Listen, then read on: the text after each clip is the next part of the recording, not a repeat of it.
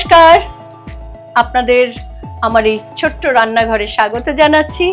আপনাদের প্রত্যেককে অনেক অনেক ধন্যবাদ যারা আমার এই চ্যানেল সাবস্ক্রাইব করেছেন, যারা দেখছেন, যারা কমেন্টস করছেন। I am so thankful. আর ভীষণ ভালো লাগছে যে নানান জায়গা থেকে নানান রকম কমেন্টস পাচ্ছি, তার মানে অ্যাটলিস্ট আপনারা দেখছেন।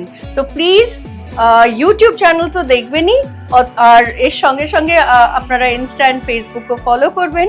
তবে আজকে যে রান্নাটা করব আগে আপনাদের সঙ্গে শেয়ার করে নিই যে কি কি লাগছে, তারপর আমরা রান্না শুরু করব, ঠিক আছে? এটা রুই মাছ ভাজা আছে, আলু ডুমুডুমু কাটা আছে, মসুর ডালের বড়ি আছে, শুকনো লঙ্কা, তেজপাতা, ধনে পাতা, কালো জিরে, সাদা জিরে, সন্ধব লবণ, একটু গুড় আর রসুন বাটা, আদা বাটা, পেঁয়াজ কুচি, গরম মশলা বাটা, ধনে গুঁড়ো, কাশ্মীরি লঙ্কা গুঁড়ো, হলুদ গুঁড়ো, ঘি, সর্ষের তেল, জল, কাঁচা লঙ্কা। এবার আসুন আমরা রান্নাটা শুরু করি।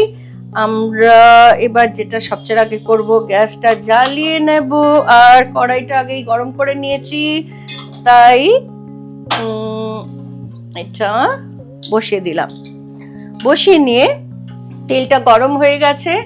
এবার আমরা আগে যেটা নেব সেটা হচ্ছে বড়ি।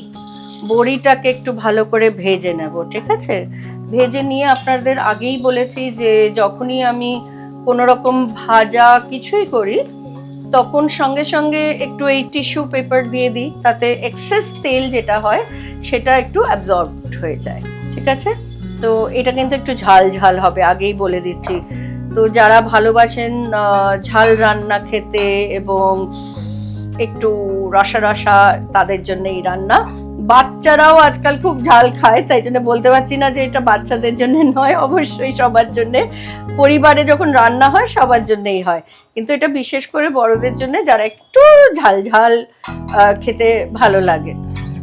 তো আমার এটা হয়ে গেল। এবার এতে আর একটু তেল দেব, কারণ বড়িতে অনেকটা তেল মানে আর কি টেনে নেয়।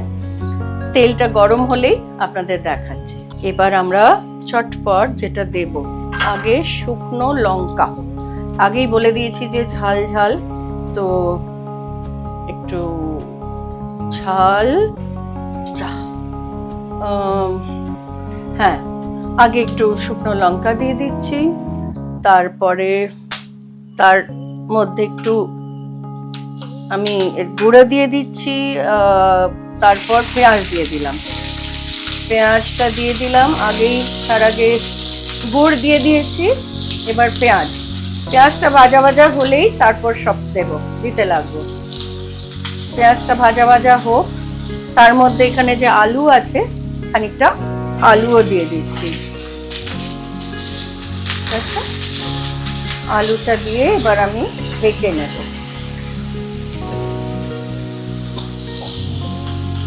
একটু ভাজা ভাজা হবে, তারপর সব মশলাপাতি আরম্ভ হবে দেওয়া। মাছটাকে আগেই ভেজে নিয়েছি, দেখিয়েছি আপনাদের, ওটা আমি রেডি রেখে দিচ্ছি, তারপর আপনাদের দেখাবো। এইবার এটাকে তুলে নিলাম, দেখতে পাচ্ছেন লাল লাল হয়ে গেছে। তো এইবার আমি সমস্ত মশলা দেওয়া শুরু করব। একটু লঙ্কা বেশি করে দিচ্ছি যাতে একটু ঝাল ঝালি হয়। এটা ধনে গুঁড়ো দিলাম, আর হলুদ গুঁড়ো দিয়ে দিলাম,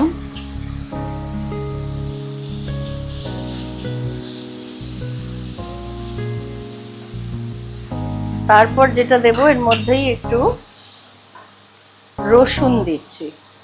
রসুন দিয়ে আর একটু আদা বাটা, এটা দিয়ে এর ওপরে আমি ঘি দিচ্ছি যাতে ভালো করে মিক্স হয়ে যায়। এবার এটা মিক্স হতে হতে আমি একটা জিনিস বলতে চাই, যেটা না বললেই মানে হবে না, সেটা হচ্ছে এটা সেদ্ধ হোক। যতক্ষণে আমি ঢেকে এটা বানাবো ততক্ষণে একটু নুন দিয়ে দিলাম, আর একটু এখানে আমার অগ্নিদেবকেও নুন দিয়ে দিলাম। এবার ভালো করে একটু জল ঢেলে দিলাম এর উপর, একটু আলুটা সেদ্ধ হতে সময় লাগবে। আলুটা হতে হতে আমি আপনাদের একটা জিনিস বলতে চাই। আপনাদের একটা কথা বলতেই হবে, যেটা আমি সব সময় বলে উঠতে পারি না, কারণ আমাদের সময় কম থাকে, অনেক সময় সবাই থাকেন না। আমার সংসার, আমার রান্নাঘর যে সামলে রাখে, তাকে আমি এই আজকের পর্বে আমি ডাকতে চাই, কারণ আজকে একটা স্পেশাল পুজোর পর্ব। তো তার নাম হচ্ছে জয়ন্তী। জয়ন্তী আমার সবকিছু সামলে রাখে, ও আমার সংসারের মা লক্ষ্মী। তো আমি আগে ডাকছি, জয়ন্তী এসো এখানে দিদি। হ্যাঁ এসো, জয়ন্তী আছে, নমস্কার করো সবাই যারা দেখছেন। হ্যাঁ, আর জয়ন্তী ভীষণ ভালো রান্না করে। আমার যত এইসব আয়োজন দেখছেন কিন্তু সব ওর করা। তো আমি কিন্তু একটু মানে এসে শুধু রান্না করি। হ্যাঁ, আমিও রান্না করি, রান্না করতে ভালোবাসি, কিন্তু হয় না রান্না করতে গিয়ে মানে তার যে সরঞ্জাম, তার যে সমস্ত কিছু, এবং রান্না করার পরে যে সব কিছু আমার ভীষণ পিটপিটি, তো সবই জয়ন্তী করে। জয়ন্তী, আমার সবচেয়ে ফেভারিট খাবার কি? আমি সবসময় বম্বে থেকে আসার আগে আমায় জিজ্ঞেস করে দিদি কি খাবেন, তো আমি ভীষণ আলু ভালোবাসি। তো আমার ফেভারিট রান্না কি বলো? আলু ভাজা দিদির আর আলু বড়ির ঝাল। আর আলু বড়ির ঝাল, যেটা আজকে আমি করব। আজকে দিদি ভীষণ ভালো আমার হচ্ছে ফেভারিট, আমাকে একটু আলু ভাজা আর ভাত রুটি যাই হয়, একটু পাতলা ডাল একটু দিয়ে দিলেই আমি খুশি হয়ে যাই। সো থ্যাংক ইউ দিদি। জয়ন্তী দিদি ভালো থেকো, আর সবাইকে পুজোর শুভেচ্ছা জানিয়ে দাও। সবাইকে শুভেচ্ছা আগের থেকে জানিয়ে। Thank you. আজকে আমি যেটা বানাচ্ছি তুমি সেটা বাড়িতে নিয়ে যাবে, খাবে, কারণ আমি তো মাছ খাবো না। ঠিক আছে, থ্যাংক ইউ। এসো। তো আপনারা দেখে নিলেন জয়ন্তী। এরকম আমার মনে হয় যে সবার বাড়িতে একটা করে জয়ন্তী আছে, যে জয়ন্তী না থাকলে আমরা এত সুন্দর করে সংসার চালাতে পারি না। তো আমার এই দিদিরাই হচ্ছে আমার সাপোর্ট, এবং সবটা আমি ওদের ভরসায় থাকি প্রচুর। এবং শুধুমাত্র বিশ্বাস, মানে আমি মানুষকে বলি যে টাকা পয়সা নিয়ে বিশ্বাস হয় না, কাজের জায়গা থেকে বিশ্বাস। যে মানুষ নিজের বলে অন্যের সংসার আগলে রাখে, সেটা বিরাট বড় একটা, সেটা আমার বিরাট বড় পাওনা। তো আপনাদেরও বলছি যে এটা আমি আপনাদের সঙ্গে শেয়ার করতে চাইছিলাম, কারণ যেহেতু এটা রান্না রিলেটেড, এবং আমার বাড়িতে দিদি সবকিছু করেন, মানে আমি খুব ভরসা করি, তাই জন্য ভাবলাম যে আপনাদের সঙ্গেও আলাপ করিয়ে দিই। যখন আস্তে আস্তে সবার সঙ্গে আলাপ হচ্ছে, আমিও আলাপ করব। এখনো কাঁচা আছে, একটু সেদ্ধ হোক, তখন আবার বলবো যে এবার কি করতে চলেছি। বড়িটা সবচেয়ে শেষে দেবো, তো একটু ওয়েট করে আপনাদের সঙ্গে আবার ফিরে আসছি। আর হ্যাঁ, এটা আপনাদের সঙ্গে জিজ্ঞেস করা হয়নি যে একটা কথা বলুন, আমাদের অলওয়েজ বলা হয় যে ঘটি আর বাঙালদের একটা সবসময় খাবার নিয়ে ক্ল্যাশ হয়। তো আমি জানি যে যারা ঘটি হয় তারা অত ঝাল খান না, কিন্তু আমার বাড়িতে তো আমার দাদামশাই, মানে মায়ের মা, উনিও ঘটি ছিলেন, উনিও ঝাল খেতেন, আমার ঠাকুরদাও ঝাল খেতেন, আমার বাবাও ঝাল খেতেন, আমার দাদা, সবাই ঝাল খায়। তো আমি সেটা বুঝি না, কিন্তু কোনো যদি স্পেশাল রান্না থাকে যে না ঘটিদের না একটু, আমি জানি যে একটু মিষ্টি মিষ্টি খায়, একটু ঝাল ঝাল স্পাইসি হলে বলে বাঙালদের, তো এটা অনেকটা বাঙাল প্যাটার্নের রান্না। তো আজকের দিনে, আজকে একটা শুভ দিন, আজকে এই পুজোর মধ্যে আমি ভাবলাম যে নবমীর পরে সবাই একটু বাড়িতে তো খাওয়া দাওয়াই হয়, আমাদের তো অ্যাকচুয়ালি চলতে থাকে পুজো মানেই সমস্ত মেলামেশা, সবাই পরিবার আত্মীয় স্বজন, শুধু মানে যারা রক্তের তারা না, যারা নিজের, যাদের সঙ্গে আত্মার সম্পর্ক, সেই আত্মীয়দের সঙ্গে, বন্ধু বান্ধবদের সঙ্গে এক খাওয়া মানে খাওয়া দাওয়া। তো সেই সেরকম একটা কিছু বানাচ্ছি, সেটা একটা ঝাল ঝাল ভাত দিয়ে দুপুরবেলা, খুব ভালো লাগবে, আপনারা দেখবেন। আর এটা হয়ে গেলে আপনাদের দেখাচ্ছি।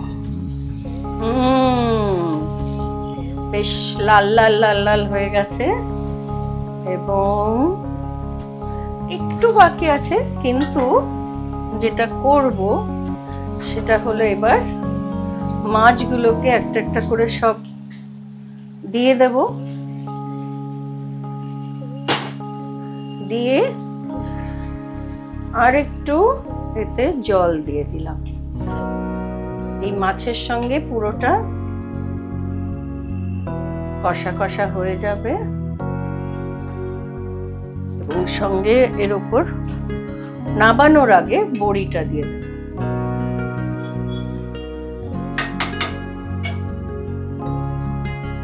আর একটু বাকি, তারপর হয়ে যাবে। বাস, এইবার একেবারে কষা কষা। এটার উপরে আমি একটু গরম মশলা দিয়ে দেবো। গরম মশলা আছে, অল্প একটু গরম মশলা, ঘি। আগেই বলেছি, আমাকে বললে হবে না যে এত ঘি দিলে হবে না, কারণ এটা একটু রসা রসা একটু দিতেই হবে। তো এটার ওপর হয়ে গেলে এই বড়িটা আছে, যে বড়িটা আগেই ভেজে নিয়েছিলাম, সেই বড়িটাকে ছড়িয়ে দিতে হবে।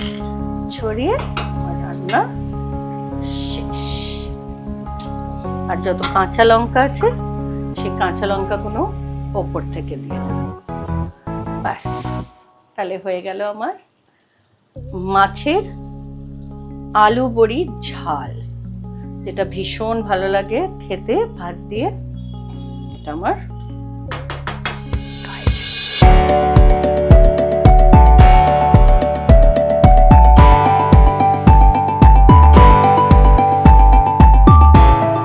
আমাদের আজকে প্রায় শেষে এসে গেছি পর্বের। আপনাদের জন্য এই ঝাল আলু বড়ি মাছের ঝাল যেটা আছে আপনাদের জন্য বানানো, এবং খুব ভালো। নিশ্চয়ই আপনাদের পুজো কেটেছে এবং আগামী দিনগুলো ভীষণ ভালো কাটবে। সামনেই লক্ষ্মী পুজো, তো সবাই ব্যস্ত হয়ে পড়েছেন নিশ্চয়ই। পুজোর পরে তো নিঃশ্বাস নেবার সময় হয় না, কারণ একটার পর একটা, যে লক্ষ্মী পুজো, কালী পুজো, তারপর আবার জগদ্ধাত্রী পুজো তো চলতেই থাকে।